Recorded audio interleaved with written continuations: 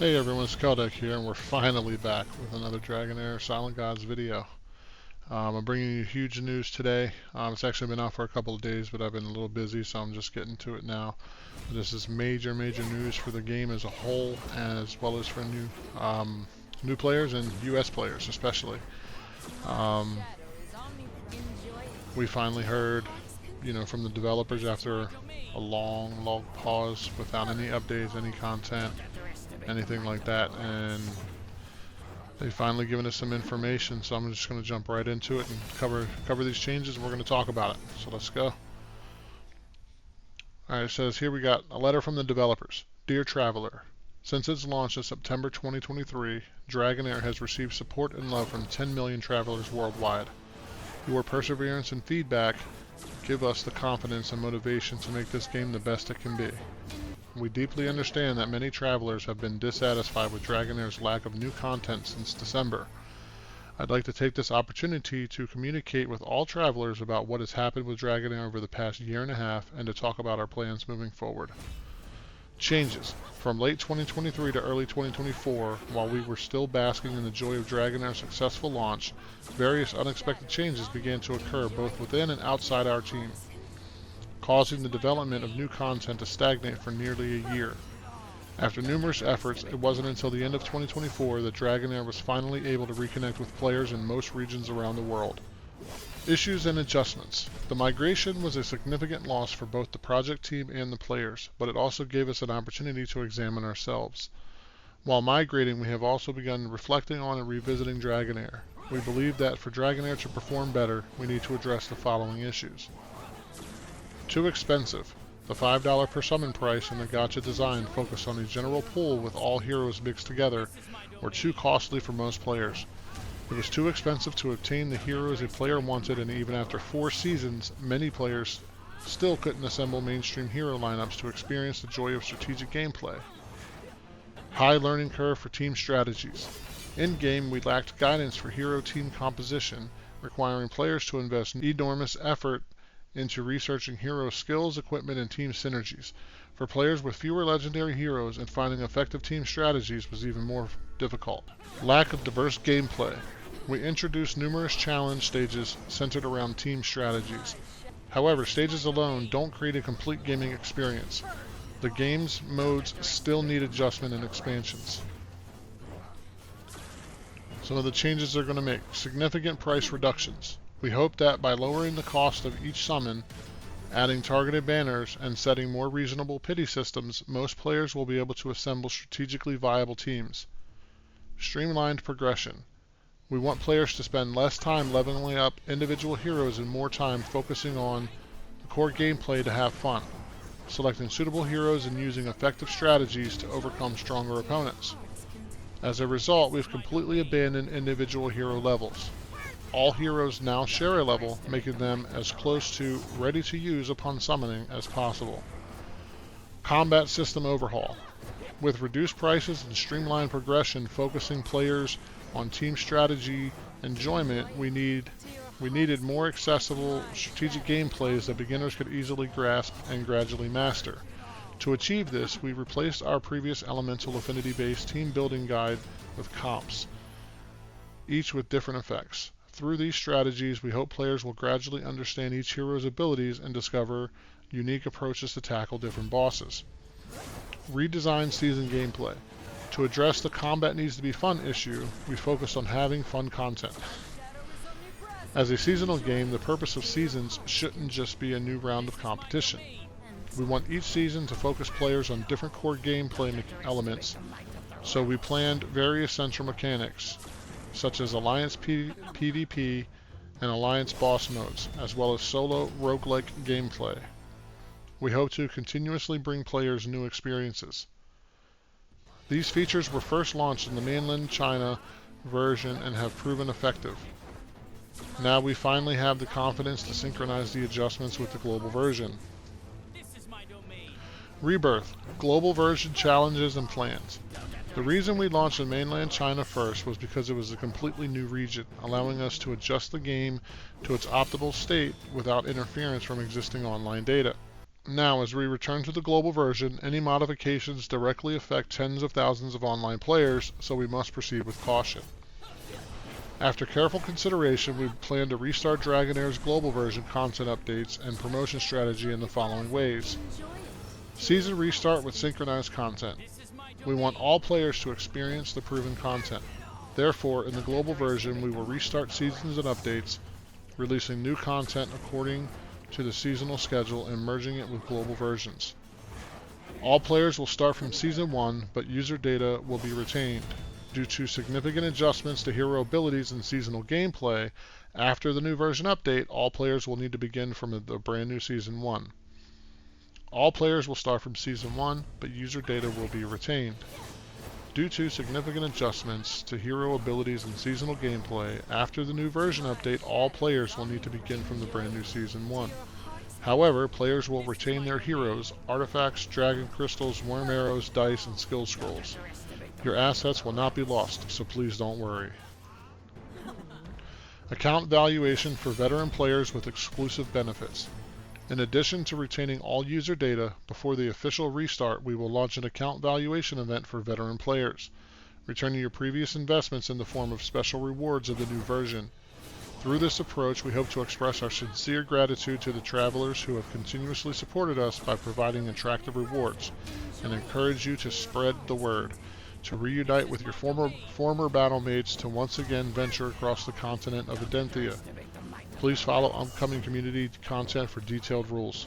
Complete global launch. When the new version goes live, Dragonheir will also relaunch in North America and several other affected regions. We are delighted to once again provide complete service to travelers across global regions. Detailed update plans and event information will be gradually released through Discord and Facebook communities in the future. Travelers, please stay tuned. For all players who have persevered and accompanied Dragonheir until today, our hearts are filled with gratitude. We also solemnly promise to continue delivering quality updates for the global version, bringing travelers more and better gameplay experiences. To express our gratitude, we're offering a gift code containing 5 Heliolite Dice, 10 Starlight Stone Dice, and 1 million gold, which you can redeem by entering the game now. Brand new DH. Valid from April 28th to May 31st. We hope you continue to follow Dragonheir and the community before the season restart. We also welcome your feedback in the community. Together, let us witness the rebirth of a better Dragonheir. And before I go over some of these specific changes, I do want to harp on that just a little bit. They really need to focus on, if the devs are watching this video by some small chance out there, if you're seeing this video, please, from a business perspective, spend some advertising money on advertising this as a rebirth, a relaunch, a grand reopening of Dragonheir. Don't just put it out as an update on Discord or Facebook and expect that that's going to bring thousands of players back. You know, get together with your bigger content creators, maybe look to hire some content creators with larger platforms. Even if it's on a temporary basis, look for things like Streamlabs to do, you know, sponsored content. I'm not really sure what you guys can and can't do with whatever restrictions you may or may not still have with the U.S. markets, but you really need to reach out to the players and promote this as a relaunch of Dragonheir. It's not just an update, you know, it's basically a reopening of the game. That being said, you also need to build trust within the community. Over the past year and a half, things have steadily gone downhill, and especially in terms of communication with the player base. You know, I'm not going to compare to other games, but some of the other games that I play, their devs are constantly communicating through Q&As, updates, announcements, etc. And you guys really need to do the same. The more communication, the better, actually. And if y'all need somebody to, you know, help facilitate that, you know, give me a call. I'll be your guy for that. But in all seriousness, you really have to work on rebuilding trust. You know, with that whole Season 1 redesign and relaunch fiasco, there was a lot of you know, ill will and animosity from a lot of people. Some of it was, you know, rightfully criticized. Some of it was over the top, ridiculous.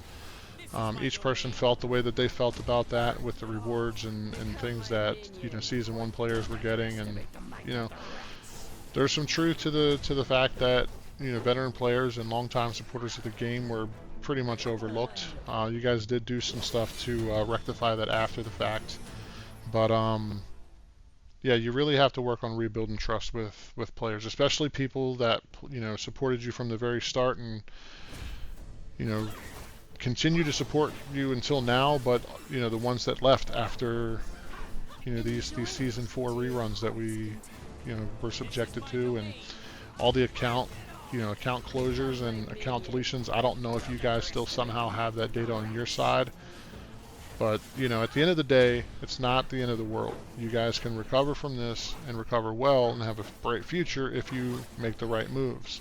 Communication is key. You have to communicate. You have to rebuild trust. Those are important from any business. I'm speaking as a medium-sized business owner myself. You know, it's very important that you communicate with your player base and you rebuild the trust that was broken along the way. That being said, I want to get into some of the changes. You know, it's too expensive thing, the $5 per summon. Yeah, it was a bit expensive. One thing that I've always appreciated about Dragonheir, though, was that there was never any ads popping up. So when you wanted to spend, you had to go look for ways to spend. That being said, it did kind of focus heavily on summoning. You know, with the spending that you could do. Yeah, you could buy some scrolls and some other little things here and there, but primarily the monetization aspect was focused on summoning. And one of the biggest complaints that I've had, and many players have had over, you know, since I'm a day one player. I've been playing since Dragonheir first came out. I was free to play to start, and then I got into spending, some pretty heavy spending, if I'm being honest, over time, because I really enjoyed the game.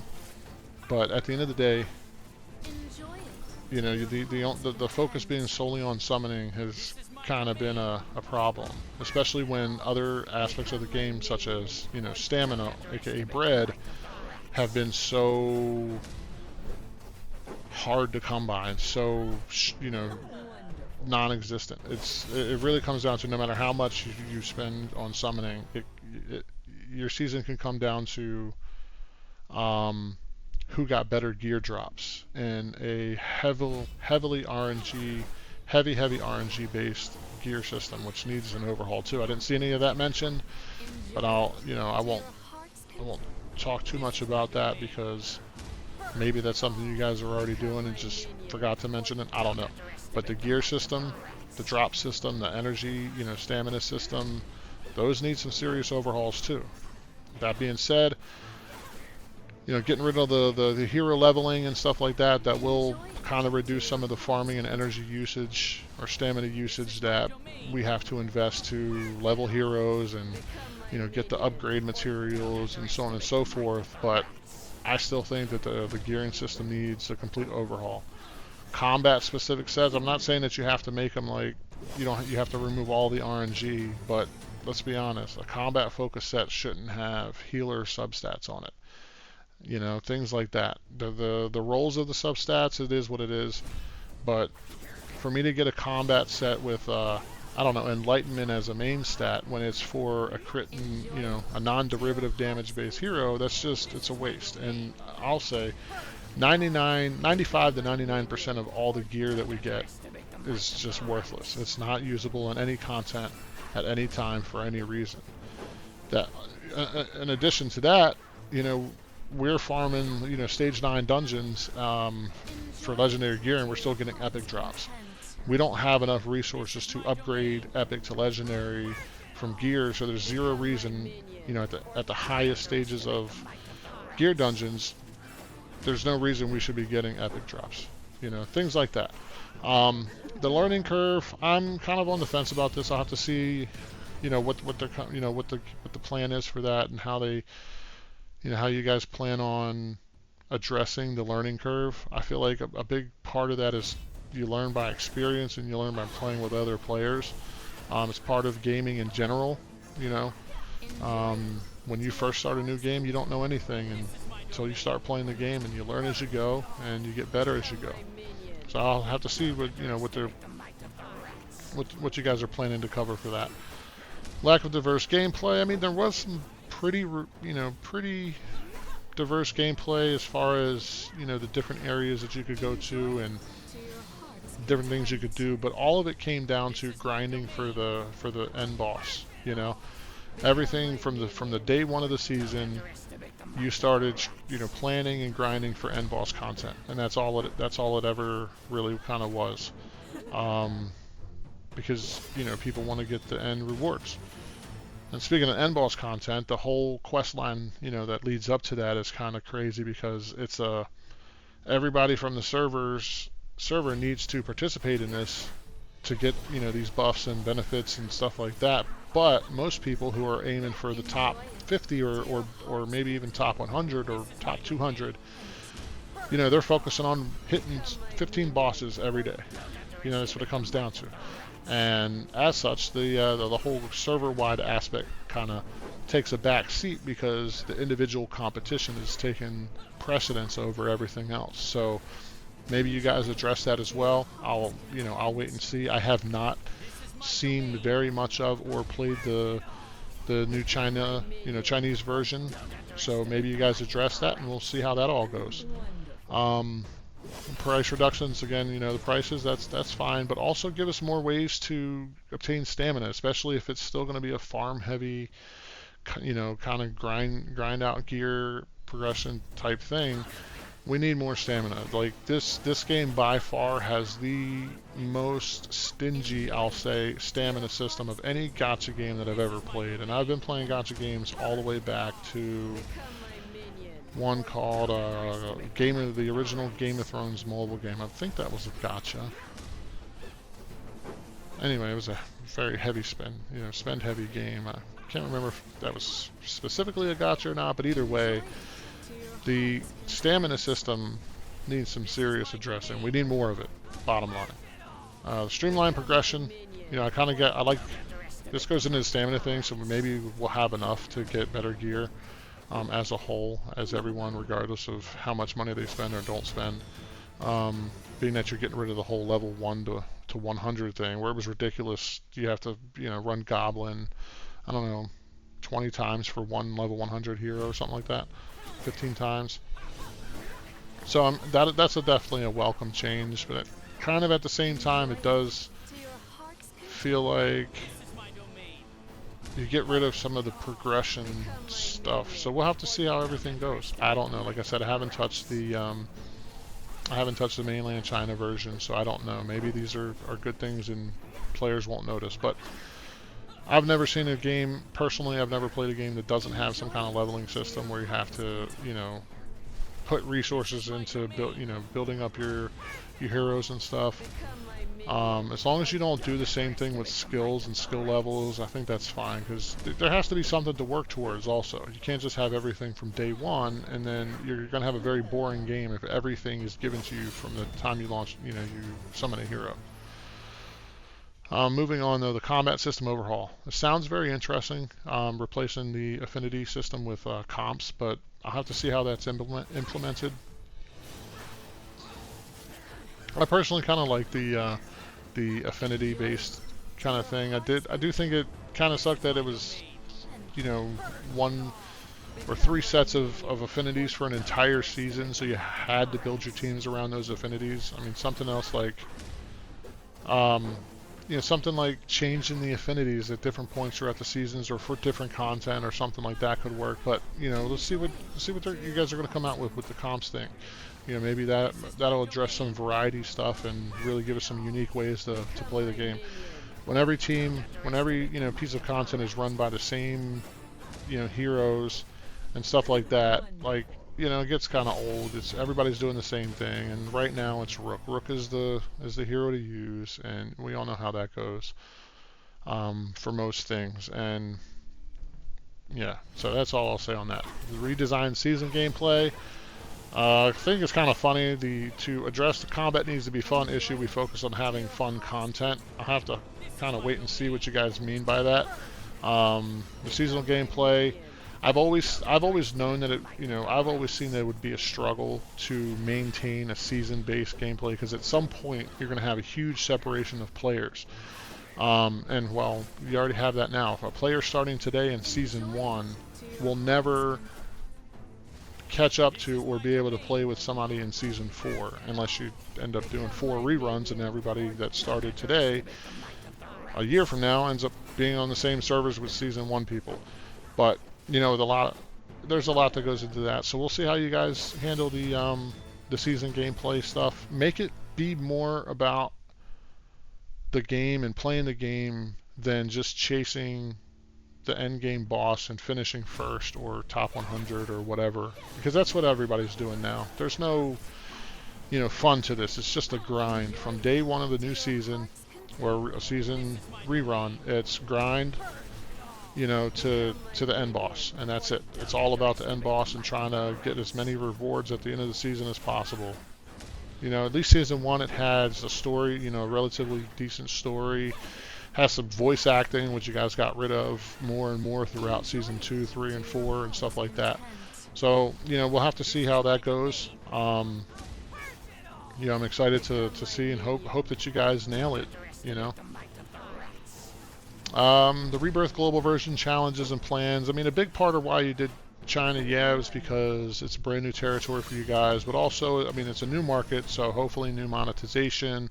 But you also had the thing with the entire US being shut down once you guys were acquired by a new publisher, and that sucks. I'm sure you guys didn't plan it, you know. That's all I'll say about that, really. You know, I'm sure that was a huge turn of events for you guys, and you didn't plan for having to shut down all US accounts. So that was a massive hit, of course. Hopefully you can recover from that and we can enjoy the game for many years to come with some of these changes, you know. Season restart with synchronized content. I've said it from, I think, the second time we did a Season 4 rerun. And I think I said it before, you know, when we started Season 4 the first time, actually. Is that at some point, you know, with the, the first time I was talking about this is when you guys revamped Season 1. I thought that at the end of Season 4, since there wasn't going to be a Season 5, instead of doing a rerun, you guys should just start everybody over at Season 1. And then you start integrating things from Season 1 into the later seasons, like certain things like the hero databases can be merged, the map database, you know, the maps can be merged, the equipment can be merged, you know, things like that. I don't know what you guys are going to do with this moving forward, how the game's going to look, but, you know, it is a good idea. Start everyone over at Season 1, see how that goes. I don't know what the plans are for heroes and stuff. We'll have to wait and find out, and I'll let you guys know when, you know, that information comes to us. Right now, this is the information that we have, so it does say that, you know, our user data will be retained. I don't know if that covers, you know, prior US accounts that were shut down. I'm pretty sure they were deleted. I can't remember if there was a way to back that information up to be later used or not. We'll have to wait and see. The positive side of that is that even though you did lose all those customers, we're talking a year ago, there's plenty of new customers to be found, you know. The bottom line is, I know it sucks for people. A lot of people lost a lot of investments, and you're likely not going to see those people ever come back. It is what it is. You have to just kind of suck it up and move on that and market to a fresh new set of players. And you guys really have to spend some money on advertising. You can't just put it out on Discord and put it out on Facebook and keep everything close to the vest and think that, you know, a couple content creators with, you know, 20,000 followers or 10,000 followers or 5,000 or even me, I barely have any because I rarely have time to make content, but, you know, we can't push the game and advertise the game the way that it needs to be and reach the audiences that it needs to reach to attract new players. The content that, you know, people put out for this game, it's for people who are looking for content for the game. It's not really reaching new audiences. So you guys have really got to spend some advertising money to make, you know, to get new players in, especially once you relaunch in the US. Make that a big selling point, you know. You're likely not going to get a lot of the pissed off older players who lost everything back unless you offer them some dramatically massive rewards to come back and trust you again. It is what it is. Look to the future. Look to new player bases. There's a new person with a phone every day. There's a new person looking for a new game every day. You know, I'm not trying to say forget about the people that lost, you know, everything from their accounts. If there's a way that you can make them whole, by all means you should offer and try to do so.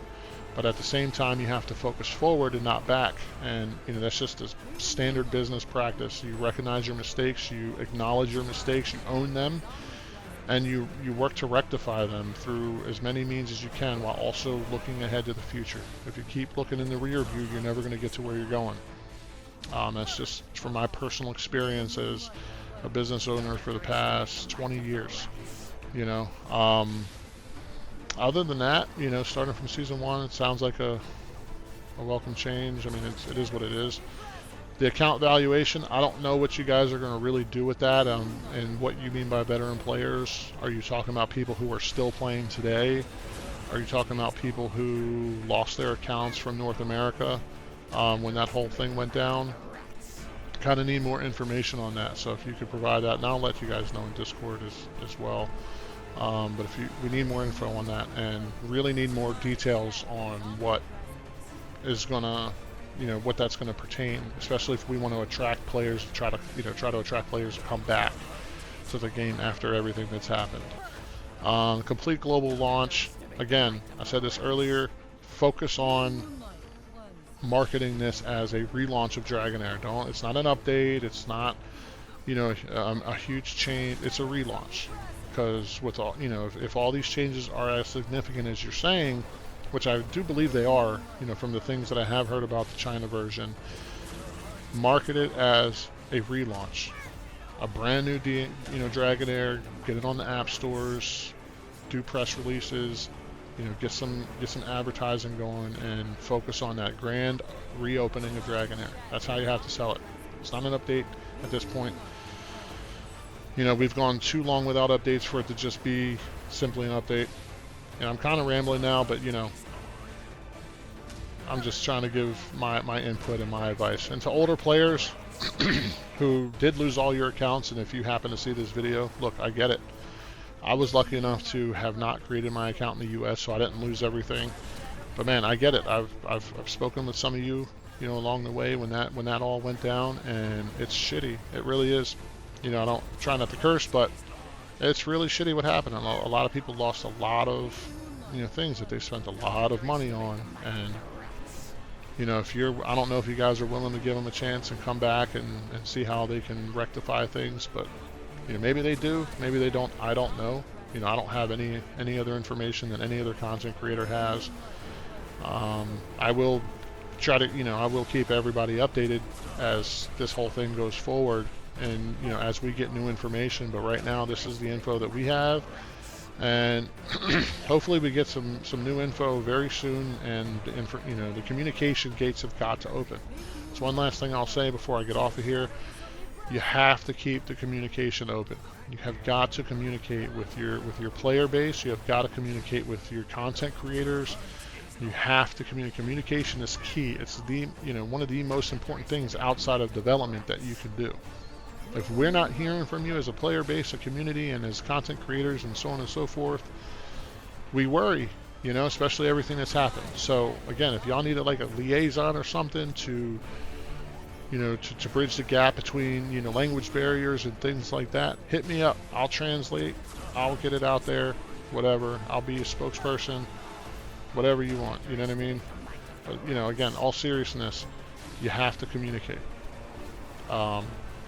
It's very vital. You know, we, the player base, have to know what's going on, especially if we're going to give you our trust again, you know?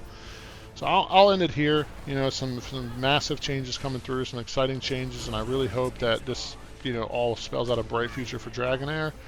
And until the next video, I'll see you guys later. And if you found anything that I've, you know, said or any info I've given you in this video, and you like my content, please consider liking and subscribe, and that would help a lot. Thanks, and have a good one.